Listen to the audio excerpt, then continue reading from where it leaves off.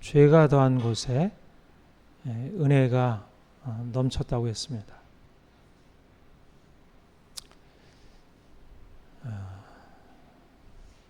우리가 예수님을 통하여 하나님을 알게 될 때 인생에 대한 아주 중요한 진리를 발견하게 됩니다.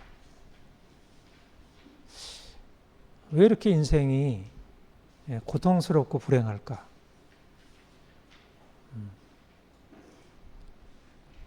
사람들은 다 행복을 원하고 좀 더 평안하고 자유롭고 아무런 걱정 근심 없이 살기를 원하는데 왜 원하는 그런 평안함, 인생의 행복은 주어지지 않고 인생이 이렇게 고통스럽고 그 고통에서 벗어나지 못할까? 성경이 우리에게 말씀하는 것은 그 모든 불행의 근원은 죄라는 것입니다.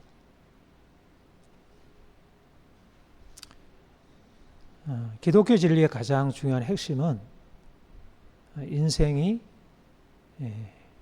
이렇게 불행한 이유가, 인생이 이렇게 고통스러운 이유가 죄 때문이다. 이거는 불교가 말하는 것과 좀 유사하긴 해요. 불교도 비슷하게 얘기하죠. 인생이 왜 이렇게 고통스러우냐? 고의 근원은 집착 때문이다. 집착 때문에 고통이 왔다는 얘기와 죄 때문에 인생이 불행하다는 얘기가 비슷해요. 그러나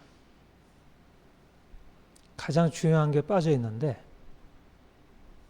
불교에서 말하는 집착 때문에 고통이 왔다는 얘기는 하나의 자연과학적인 설명과 유사한 거예요. 말하자면 내가 뭘 잘못 먹어가지고 내가 병이 들었다. 그런 진단이에요. 성경이 말하는 것은 인간이 죄로 인해서 고통이 온 것은 단지 그 죄 자체가 아니라 인생이 뭔가를 집착하고 분노하고 싸우고 그런 어떤 죄 자체가 아니라 그 죄에 대한 하나님의 심판과 정죄, 진노 때문이라는 것입니다. 인생이 죽음에 이르게 되는 것은 죄로 인한 하나님의 심판과 정죄, 저주. 그러니까 사실은 사람들이 인생의 불행을 진단하고 인생의 불행에서 벗어나려고 씨름하는데 그 근원이 되는 인생의 죄로 인해서 하나님의 심판과 정죄 아래에 있다는 사실을 깨닫지 못하면 그것을 제대로 다룰 수가 없는 거죠.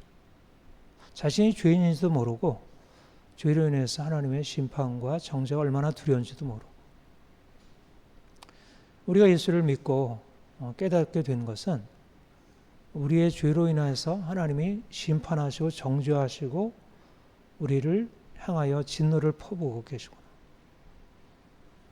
단지 내가 뭔가 실수해서 내가 일을 그르치고 사람들이 나를 미워하고 어떤 우리의 눈에 보이는 그 현상을 넘어 하나님의 우리를 향한 그분의 반응이 있다는 거예요. 성경에서 인간의 역사를 처음 시작할 때 어떻게 설명하죠?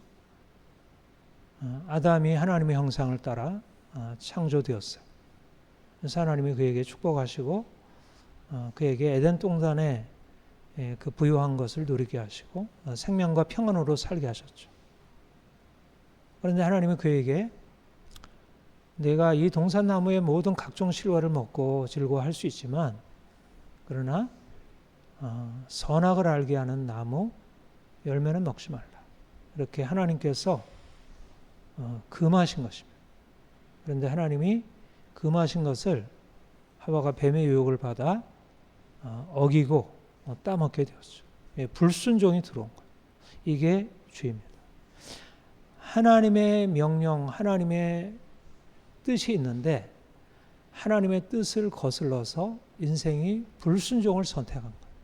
그러니까 죄라는 것은 윤리적인 도덕적인 잘못이 앞서서 허물과 죄로 죽었다고 할 때 그 허물과 죄의 근원은 하나님께 대한 불순종. 하나님이 명하셨는데, 하나님이 하지 말라 하시는데 내가 스스로 내 생각에 옳은 대로, 내 욕심이 이끄는 대로 육체와 마음에 원하는 것을 하여 진노의 자녀가 된 것입니다. 그러니까 문제는 우리 편에서 내 욕망과 내 원하는 것을 따라서 하나님의 말씀에 불순종하여 죄를 범한 것이고, 그리고 하나님이 그것에 대해서 진노하시고 저주하시고 정죄하신 것입니다. 하나님을 알지 못하면 인생이 왜 불행한지에 대해서 알지 못해요. 내 왜가 이렇게 가난한지, 내가 이렇게 왜 병들었는지, 내 마음이 이렇게 두렵고 염려되고 내 인간관계에 이렇게 막혀 있는지, 우리가 현상적으로 이러저러하게 그것을 설명할 수 있지만, 그러나 그 근원으로 들어가면 하나님께 대한 불순종의 뿌리가 있다는 것. 윤리적인 죄, 우리의 도덕적인 우리의 허물의 근원에는 하나님을 떠나 내가 스스로 인생을 결정하고 내 뜻대로 하겠다라는 교만, 고집이 있다는 것이죠. 단지 욕망이나 집착이 아니라 하나님을 거역하고 거슬러간 근원적인 죄가 있다는 것입니다. 근데 사람들이 그것을 깨닫지 못해요. 그러니까 인생의 문제를 바라볼 때 문제를 어떻게 해결해야 되나요? 그것에 대해서, 내 죄에 대해서 심판하시는 그분을 바라봐야 돼요. 그 두려우신 하나님이 얼마나 나를 두렵게 심판하시는지. 그게 지혜예요. 그게 합리성이에요. 내가 이렇게 불행한 이유가 내 죄에 대해서 하나님이 심판하시는구나. 그러니까 두 가지 원인이 있는 거죠. 내 죄라는 원인이 있고, 또 내 죄에 대해서 심판하신 하나님이라는 원인이 있고, 그러니까 보다 더 큰 원인은 하나님이 우리의 죄를 싫어하시고 미워하시고 정죄하시고 그것에 대해서 낱낱이 그것에 보응하시려 하신다.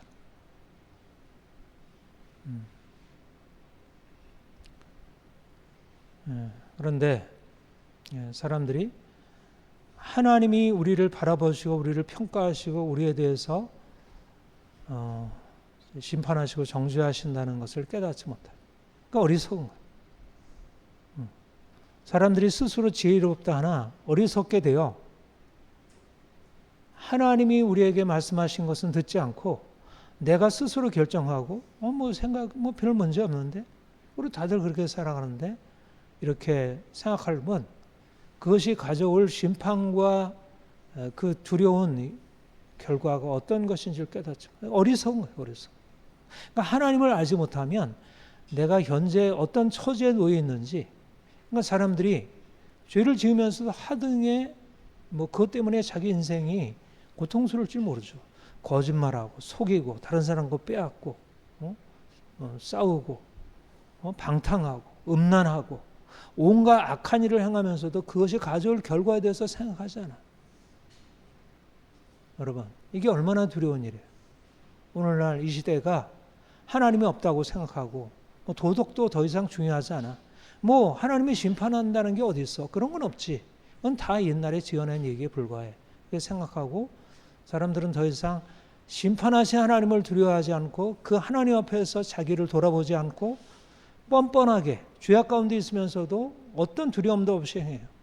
물론 지금 당장은 거짓말하고 속이고 부정선거하고 대통령 자리에 오르고 국회의원의 자리에 오르고 장관에 오르고 다른 사람 위에 군림하고 다른 사람 심판하고 법으로 이렇게 행할지 모르지만, 그러나 그들에게는 아주 중요한 일을 놓치고 있다는 거예요. 중요한 법칙을 깨닫고 있지 못하는 거예요.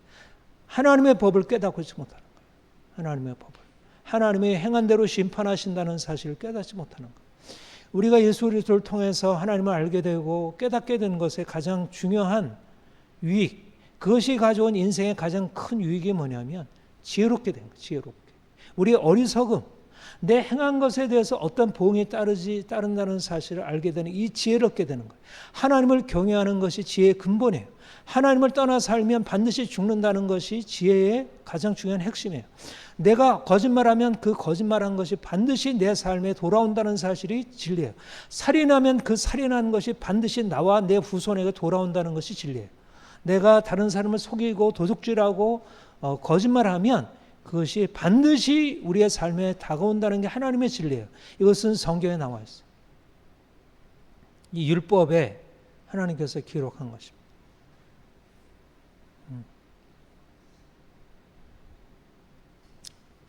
예, 여러분, 사람들에게 나가서 당신 죄인입니다. 당신 죄인이기 때문에 죽으면 자 지옥 가요. 예, 그렇게 우리가 성경을 들고 사람들한테 얘기하면 이 사람 미쳤어? 내가 무슨 죄인이야? 내가 무슨 살인을 했어? 내가 간음을 했어? 내가 다른 사람과 빼앗았어? 내가 무슨 사기, 횡령, 도둑질했어? 나는 그렇게 형벌을 당할 죄를 지은 적이 없어.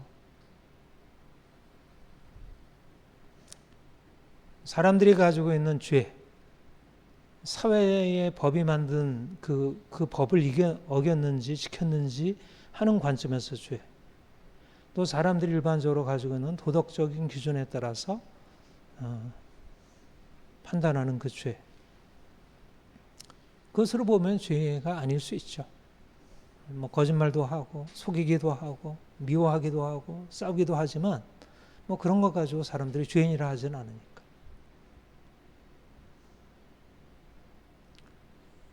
그런데 성경은 하나님의 법정에서 우리를 바라보고 말씀하는 것입니다. 하나님의 법정에서 우리 안에 숨은 동기까지도 살피시니까 하나님이 우리 안에 다른 사람에 대한 미움, 우리 안에 있는 교만, 우리 안에 있는 음욕, 우리 안에 있는 탐욕, 그 모든 것을 살피신 하나님이 우리를 죄인으로 정죄하시는 것입니다. 하나님 앞에 서기까지는 내가 죄인이라는 사실을 깨닫지 못해요. 내가 하나님 앞에 서기까지는, 말씀 앞에 서기까지는 내가 죽을 죄인, 이미 죽은 죄인, 허물과 죄로 죽었다는 사실을 깨닫지 못해요. 내 위에는 사망의 그늘이 드리워져 있고 나는 이미 하나님의 진노 아래 있다는 사실을 깨닫지 못해요. 하나님이 여전히 일반은 총으로 죄인들에게도 여전히 햇빛을 내리고 비를 내리고 삶의 모든 혜택을 공급하고 있어서 그들이 스스로 자신의 삶이 안전하다고 생각하지만 하나님이 참고 기다리시는 것뿐, 실제적으로 하나님이 그들을 향하여 그들의 숨은 죄악들을 일일이 살피시고 그들의 모든 것을 기록하시고 마치 CCTV로 우리의 모든 죄가 다 발각이 되어서 나중에 법정에서 증거 자료로 쓰이듯이 우리의 모든 죄가 낱낱이 하나님의 눈앞에 밝히 드러나 있는 것입니다. 그리고 장차 그것이 반드시 다 드러나서 행한 대로, 그 악한 행한 대로 심판을 받게 될 것입니다. 그래서 두려워할 게 뭐죠? 세상의 법을 두려워해야 되나? 사람들의 눈을 두려워해야 되나? 사람들이 나를 평가하는 것에 대해서 두려워해야 되나? 두려워할 것은 그게 아니라는 거예요. 두려워할 것은 우리의 몸과 영혼을 능히 지옥에 멸하시는 그분을 두려워해야 돼요. 만물을 살피시고 우리를 붓고 같은 눈으로 살피시는 그분을 두려워해야 돼요. 죄의 값은 사망이라는 이 엄연한 사실을 두려워해야 돼요. 죄를 짓고서 안전하다고 생각하는 지금 정치하는 사람들, 법을 하는 사람들, 언론인들, 학자들, 사업하는 사람들 다 하나님의 심판을 피하지 못할 것입니다. 다 지옥의 형벌을 면하지 못할 것입니다. 우리 믿는 사람들이 가지고 있는 가장 중요한 핵심은 하나님은 두려우신 심판자이시고 인간은 그 심판 앞에 벌벌 떨 수밖에 없는 죄인이라는 사실인 거예요. 이게 진리예요. 이게 인간에 관한 아주 핵심적인 진리예요. 불교의 고진멸도가 아니라 인간이 고통스러운 것은 죄로 말미암아 하나님의 정죄와 심판이 두려운 것이라는 것. 인간의 불행은 바로 인간의 죄로 인한 하나님의 심판과 정죄에서 왔다는 것.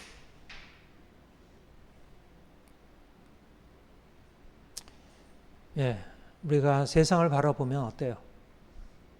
세상은 누가 행복하고 누가 불행한가요? 돈 있는 사람, 권력 있는 사람, 지위가 있는 사람, 전문가들, 이런 사람들이 행복하죠. 돈도 없고 지위도 없고 권력도 없고 사람들이 인정도 못 받고, 그럼 인생이 너무나 보잘것없게 사는 것처럼 여기죠.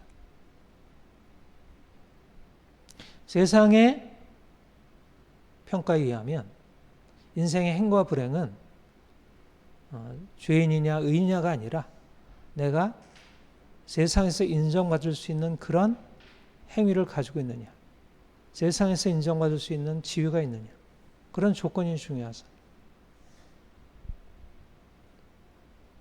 그러니까 우리가 이 세상에 속해서 살게 되면 결국 이 세상이 주는 행복, 이 세상이 주는 영광, 그것을 향해 살게 되죠.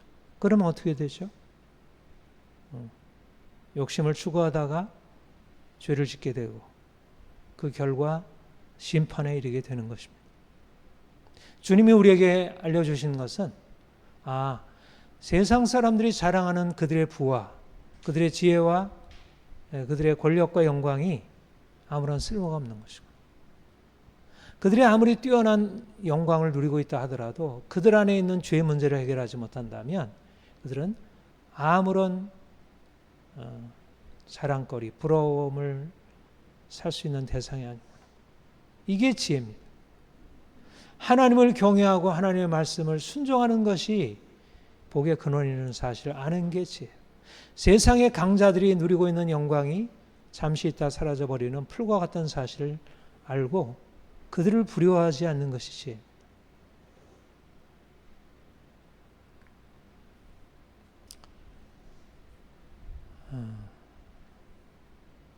여러분들이 죄의 값은 사망이라는 이 성경의 명백한 진리를 더 확실하게 깨닫기를 바랍니다.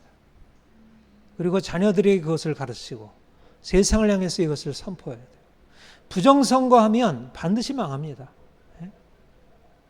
내가 다른 사람의 것을 빼앗고 다른 사람의 것을 내가 차지하게 되면 하나님이 그건 네 거 아니야, 그것을 다시 거둬드립니다. 사람의 눈만 속이면 세상이 인정하는 그 기준에 합치하기만 하면 인생의 행복할 것 같아도 그 모든 것은 다 허사로 돌아가게 될 것입니다. 어떻게 인생의 불행이 해결될 수 있을까요? 인생의 불행이 해결될 수 있는 그 방법이 무엇일까요?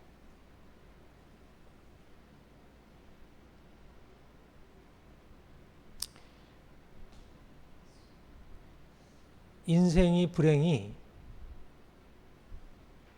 집착 때문이라면 집착을 끊으면 되잖아요. 불교식으로. 집착을 끊으면 되잖아요. 수행을 통해서 내 집착, 내 분노, 그래서 마음을 비우고 마음 수련하고 나의 종교적인 행위를 통해서 내 도덕적인 내 안에 들어와 있는 욕망, 그래서 다른 사람을 미워하고자 하는 나의 그런 감정, 이런 걸 끊어내면 되잖아요.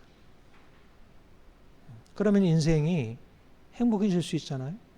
말하자면 내 문제를, 내게 주어져 있는 그 고통의 근원이 내가 잘못한 것이고 그 잘못한 것을 해결하면 해결될 수 있다고 한다면 결국 인생의 불행을 끊고 행복으로 나아가는 것은 내가 어떻게 하느냐에 달려있죠.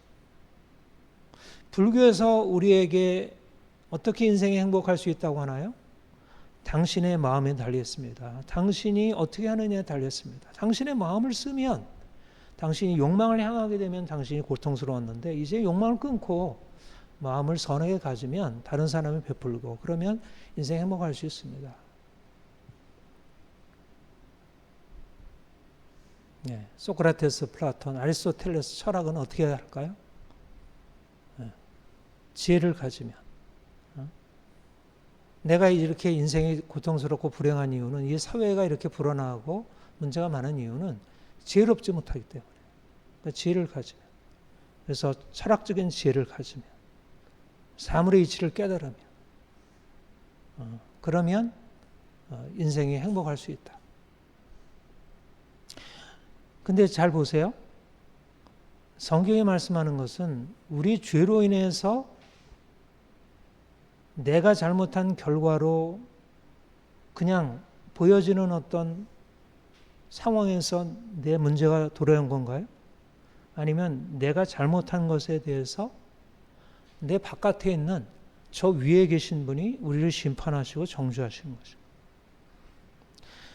만약 우리의 문제가 우리 자신에게 속해 있는 문제이고 또 우리 주변과의 관계 속에서 속해 있는 문제라면 내 자신의 마음을 바꾸고 또 내 주변 환경을 바꾸고 그러면 되잖아요. 그렇죠? 과거에는 우리의 마음이 문제라고 생각해서 마음을 바꾸기 위하여 금욕도 하고 또 수행도 하고 우리 철학도 공부하고 그렇게 해서 우리의 마음을 우리의 혼을 깨끗하게 하고 정화하려고 하는 실험을 해왔어요. 철학적으로 금욕으로 여러 가지 종교적인 수행을 통해서 마음을 바꾸려고 했죠. 그래서 일정 부분 마음의 욕망도 끊기도 하고 분노도 사라지기도 하고 그래서 사회 질서가 세워지기도 하고. 근데 시대가 바뀌어가지고 오늘은 과학기술이 발달해서 인생이 마음의 문제가 아니라 환경에 달려있어. 주변 환경에 여러 가지 속해 있는 법칙들, 과학의 법칙들을 발견하게 되면 그것이 인생의 문제를 해결해 줄 수 있어.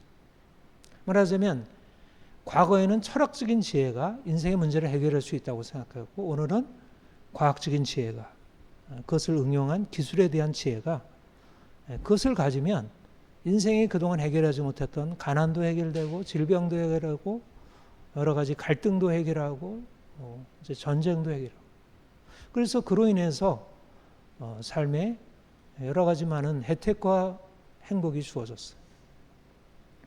이제는 해결될 수 있겠다. 인생은 그전에는 해결될 수 없었는데 종교가 조금 해결해주고 못한 것을 이제 과학기술이 해결해주니까 인생이 이제 행복해서 행복으로 나갈 수 있구나. 이렇게 사람들이 생각하게 되었죠. 무엇이 문제죠? 인생의 불행의 근원을 잘못 짚고 있는 것입니다. 인생의 불행의 근원을 잘못 짚고 있는 거예요. 인생의 불행의 근원은 마음도 아니고 환경도 아니에요. 인간의 마음의 심리적인 것을 깊이 탐구하고 종교나 철학이 인간의 마음을 바꾸고 수련하는 것을 통해서 일정 부분 인간의 불행을 해결할 수 있지만 그러나 근원적으로 죄의 문제를 해결할 수 없고 더군다나 죄에 대한 하나님의 진노를 해결할 수 없다는 거예요. 이미 하나님께서 진노하시는 그 진노에 대하여 하등의 해결책이 되지 못한다는 거예요. 나는 깨끗하게 노력을 할게요. 그러면 하나님이 가상하구나. 네가 그동안 욕심 부리고 다른 사람 미워했는데 네가 이렇게 욕심 부리지 않고 네가 깨끗하게 하려고 한다니 네가 가상하구나. 이렇게 하면서 진노를 멈출까요? 착각입니다. 오늘날처럼 과학자들이 등장해서 자연과학 사회의 여러 가지 많은 법칙들, 경제적인 법칙, 심리적인 법칙을 찾아서 그 법칙을 가지고 인생이 이러이러한 것 때문에 인생이 고달프고 힘들고 인생의 문제가 많이 벌어지고 사회의 갈등과 이런 문제가 벌어났으니까 이제 이런 방법으로 하면 이것을 해결할 수 있습니다. 이렇게 해서 전문가들이 등장해서 개인의 문제에 대하여 사회 문제에 대하여 해결책을 제시하고 사람들이 따라가요. 그런데 뭐가 문제입니까? 뭐를 그들이 놓치고 있어요? 뭐를 그들이 놓치고 있어요? 인생의 문제는 죄이고 죄는 우리의 마음의 결심과 노력으로서 바꿀 수 있는 내용이 아니고 우리의 지적인 어떤 지식을 가지고 바꿀 수 있는 문제가 아니라 그것은 이미 깊은 뿌리로 우리 앞에 잘 있고, 그리고 다 결정적인 문제는 뭐냐면 단지 죄의 문제를 해결하는 게 아니라 죄에 대해서 하나님이 심판하신다는 거예요.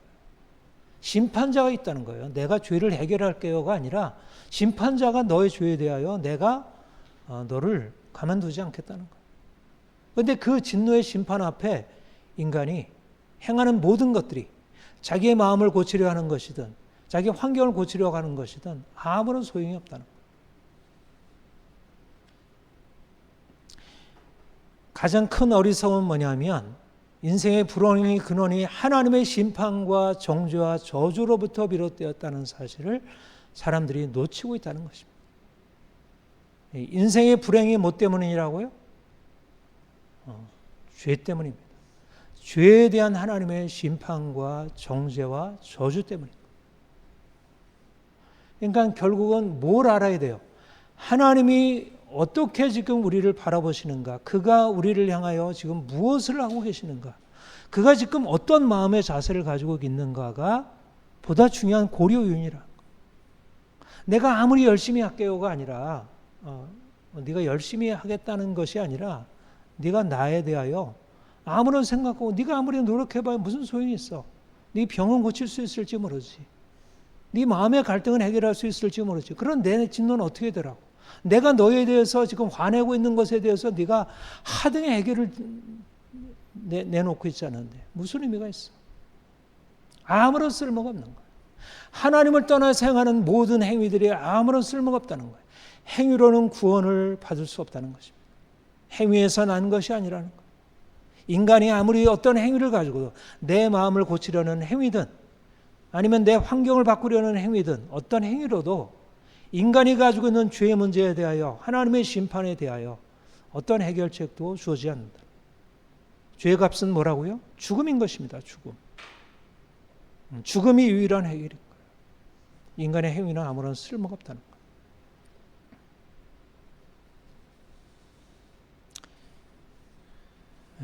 이게 인간에 대한 진정한 지식이에요. 인간은 아무런 쓸모없는 존재고 아무런 무력한 존재. 성경은 우리를 뭐라고 하죠? 흙으로 지음받은 피조물이라고 해요. 우리는 흙이에요. 우리는 육체예요.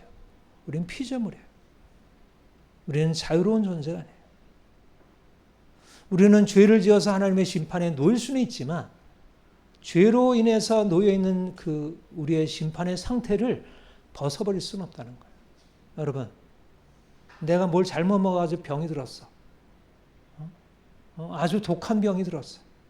온통 세포마다 암 저기들이 퍼져가고 있어. 그건 내가 한 일이잖아요. 근데 내가 아무리 노력해봐야 무슨 소용이 있나요? 안 되죠.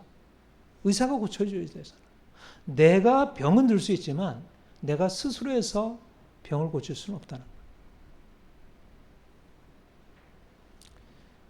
여러분, 우리가 하나님을 만나고 나서 깨닫게 되는 사실은 우리는 피조물이라는 사실이고 우리는 육체라는 사실이에요. 육체는 사단의 꾀임을 받아서 죄를 짓고 하나님의 진노 아래 들어갈 수는 있지만 그것은 자기가 선택할 수 있지만 죄에서 벗어나고 심판에서 벗어나는 것은 선택할 수 있는 게 아니에요. 죄의 종이고 사망의 종이 되는 것입니다. 사람들이 자기의 종교로, 도덕으로, 철학으로, 과학으로, 기술로, 지식으로 해결할 수 있다는 사실은 자신이 피조물이고 자신이 하나님의 손에 달려있다는 사실을, 그의 심판 아래 달려있고 인간은 그 심판을 벗어날 수 없는 단지 가련한 흙일 뿐인 존재라는 사실을 깨닫지 못해요. 우리는 예수님 안에서 주님 발견하고 나서 우리가 얼마나 아무것도 아닌지, 우리는 스스로 아무것도 할 수 없는 존재입니다. 우리 자신에게는 구원의 길이 없어요. 우리는 심판과 정죄와 죽음에서 벗어날 길이 없어. 그것을 아는 게 첫 번째 중요한 지식이에요. 인생은 해결책이 없구나. 우리 자신에게는 해결책이 없구나. 그리고 이 세상 누구에게도 해결책이 없구나. 그래서 오직 한 길. 하나님이 예수 그리스도 안에서 긍휼의 풍성하신 하나님이 다른 이들과 같이 본질상 진노에 다녔더니 긍휼의 풍성하신 하나님이 그 큰 사랑을 인하여 허물로 죽은 우리를 그리스도와 함께 살리셨고 이 복음의 소식이 우리에게 들려온 것입니다. 육체와 마음에 원하는 것을 향하여 다른 이들과 같이 본질상 진노의 자녀였던 자들, 누구도 그 진노에서 벗어날 수 없는 자들, 우리도 그 중에 하나였는데 긍휼이 풍성하신 하나님이 우리를 사랑하신 그 큰 사랑이 우리에게 나타난 거예요. 예수 그리스도께서 우리를 대신하여서 십자가에 죽으시고 우리가 허물과 죄로 죽었던 우리를 그리스도와 함께 살리셔서 이제는 죽은 자가 아니라 산 자 만드신 것입니다. 놀라운 일이 일어난 거죠. 예, 놀라운 일은 어디에 일어났습니까? 2000년 전 갈보리 십자가에서 일어난 것이에요. 여러분, 인생의 절망과 인생의 고통과 좌절과 불행이 단번에 사라질 수 있는 유일한 길은 십자가에서 예수께서 우리를 위하여 피 흘리시고 죽으셨다는 사실입니다. 그가 죽은 자 가운데서 살아나시고 그를 믿는 자가 그 피로 씻음받고 죄에서 속량받아 하나님의 자녀로 하늘에 앉힌 바 되었다는 이 놀라운 사실이에요. 예. 인간이 죄로 인해서 심판과 정죄 아래 있다는 사실도 사람들에게는 감춰있는 사실이고 그 죄로 인해서 정죄 아래 있는 것을 인간이 스스로 해결할 수 없다는 사실도 사람들에게는 감춰있는 것이고 스스로 해결할 수 없는 인간의 그 공경을 위하여 하나님께서 오직 유일한 길 예수 그리스도를 이 땅에 보내셔서 그로 인하여 새로운 살 길을 열어놓으셨다는 것도 세상에 감추어진 것입니다. 온통 감추어진 것입니다. 여러분, 세상에서 공부 잘하고 대학에서 학위받고 전문가로 활동하는 수많은 사람들이 자기의 처지를 모르는 거예요. 자기가 죄로 인해서 어떤 형편에 처해 있는지 그리고 그 처해 있는 처지로부터 어떻게 벗어나야 할지를 깨닫지 못하고 있어요. 그리고 스스로 자기의 지혜와 자기의 힘으로 그것에서 벗어날 수 있다고 착각하고 있어요. 그리고 사람들이 다 그것에 의존해서 살고 있고. 여러분, 누가 지혜자입니까? 복음을 깨닫고 복음을 믿고 그 안에 사는 사람, 우리가 지혜자인 것입니다. 여러분, 가난이 불행입니까? 가난이 불행입니까? 가난이 불행이 아니라 가난의 저주가 불행입니다. 가난이 불행이라는 사실과 가난의 저주가 불행이라는 사실이 같습니까? 다릅니까? 말이 같은 말 아니에요? 가난이 불행인 것과 가난의 저주가 불행인 것이 같습니까? 다릅니까? 다른 얘기입니다. 가난은 외양이고 저주가 실제라는 것입니다. 가난은 불행의 외양이고 그 불행의 진정한 실제는 하나님의 저주라는 것입니다. 가난을 해결하기 위해서 경제적인 해결책, 경제적인 전문가들이, 정치인들이 가난의 문제를 해결하기 위해서 이렇게 저렇게 대책을 내세우고 사람들이 가난에서 벗어날 수 있죠. 그러나 가난의 저주는 사라지지 않는 거예요. 가난의 저주. 내가 예수를 믿고 저주에서 해방되었는데 여전히 가난해요. 그럼 불행하나요? 가난의 저주에서는 벗어났는데 여전히 가난해요. 불행한가요? 불행하지 않은 것입니다. 가난의 저주에서 벗어났으면 가난의 외양은 이미 깨어진 거예요. 그것은 이미 힘을 잃은 거예요. 그것은 곧 가난이 부여로 바뀔 수 있는 길이 열린 것입니다. 저주가 깨어졌는데 왜 가난이 계속되겠어요? 저주가 깨어졌는데.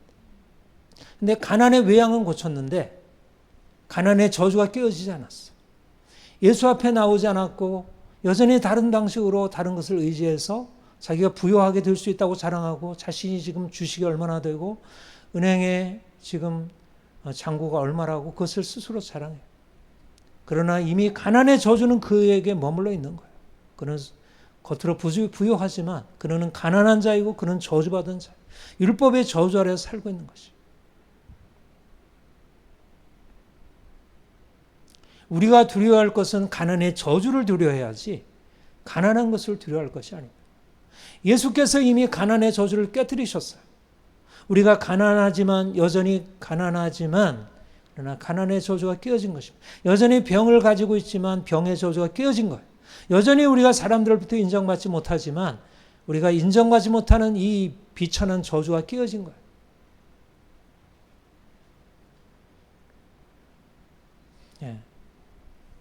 우리는 행위로 사는 사람들이 아니라 은혜로 사는 사람들. 은혜가 열렸어요. 행위를 가지고는 내가 아무리 노력하고 씨름해도 저주가 사라질 수 없습니다. 율법의 행위로 저주에서 벗어날 수 있나요? 율법의 행위에 속한 자들은 저주 아래 있나요? 왜냐하면 죄에서 벗어날 수 없으니까. 아무리 율법의 행위로 노력해도 죄에서 벗어날 수 없으니까 결국 저주를 피할 수 없어요. 돈이 많은 사람도 지식이 많은 사람도 저주를 피할 길 없어요. 그러나 돈이 없어도 지식이 없어도 예수 안에 있으면 예수 안에서 모든 저주가 깨어졌고 예수 안에서 우리가 하늘에 안침받은 거예요. 이제 거기서부터 새로운 하나님의 축복이 하늘의 부요함이 하늘의 부요한 축복이 우리의 삶에 나타날 수 있습니다. 여러분, 우리는 접근 자체를 다르게 합니다. 접근이 달라요. 세상이 접근하는 것과 우리가 접근하는 게 달라요. 사람들의 접근은 내 행위와 내 행위에 따른 외적인 결과들을 가지고 판단해. 당신이 지금 가지고 있는 것이 얼마나 돼요? 그리고 그것을 얻기 위해서 당신은 어떻게 노력하고 있어요? 접근이 달라요. 우리는 뭘 하려고 하죠? 하나님이 지금 나를 어떻게 보실까? 하나님이 나를 위하여 무엇을 행하셨지? 나에게 무엇을 말씀하시니? 접근이 달라요.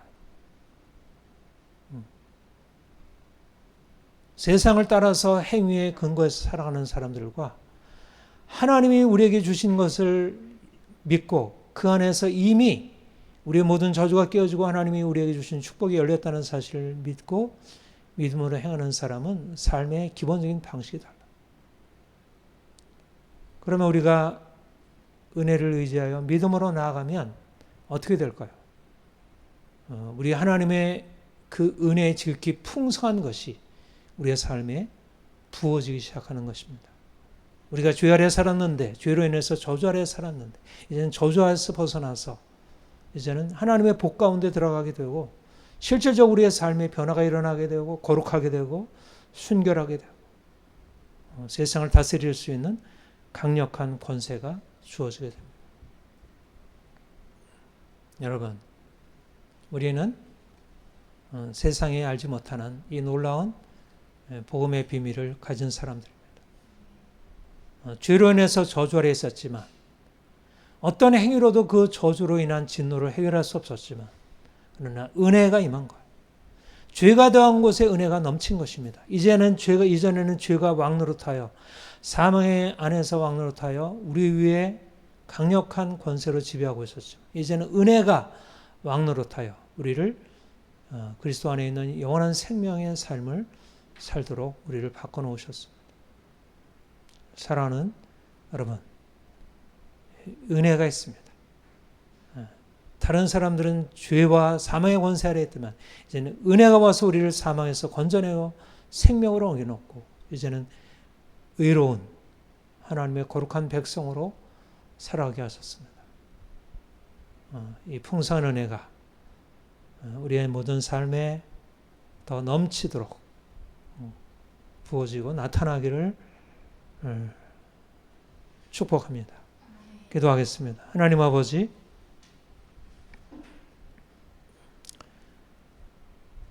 누구도 죄를 짓고서 하나님의 진노와 저주를 피할 수 없습니다. 어떤 행위로도 인간의 저주로부터 죄로 인한 저주로부터 벗어날 길이 없습니다. 오직 예수의 십자가 외에는 저주로부터 벗어날 길이 없음을 우리가 확신합니다. 우리에게 예수님 오셔서 우리를 위하여 대신 십자가 지시고 우리가 그리스도를 믿음으로 그 피로 말미암아 씻음 받고 우리가 이전에 있었던 모든 저주로부터 속량되어 이제 새로운 삶을 살게 되었습니다. 여전히 우리의 삶에 고통이 있고 좌절이 있고 힘겨움이 있지만 그러나 이미 우리는 그리스도 안에 있고 하늘에 앉힌 바 되었고 어떤 저주도 어떠한 심판도 우리에게 더 이상 힘을 발휘할 수 없습니다. 주님, 그 은혜가 우리의 삶에 더욱더 분명하게 나타나게 없어서 은혜 없이 살아가는 자신의 행위를 의지하고 자랑하는 세상의 사람들과 같이 헛된 축으로 살다가 죄 가운데 들어가 심판 아래에 이르게 되는 어리석음 행하지 않도록 더 온전한 은혜 안에 믿음으로 날마다 주시는 그 풍성함을 누리며 살게 하여 주옵소서. 주께서 주신 은혜가 우리를 통하여 온 땅에 흘러넘치게 하옵소서. 감사합니다. 예수님의 이름으로 기도합니다. 아멘.